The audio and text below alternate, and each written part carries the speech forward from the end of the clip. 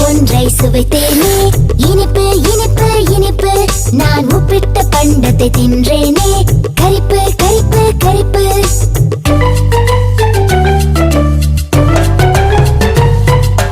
பாகற்காயை நான் சுவைத்தால் கசப்பு கசப்பு கசப்பு. எலுமிச்சை பழத்தை நான் சுவைத்தால்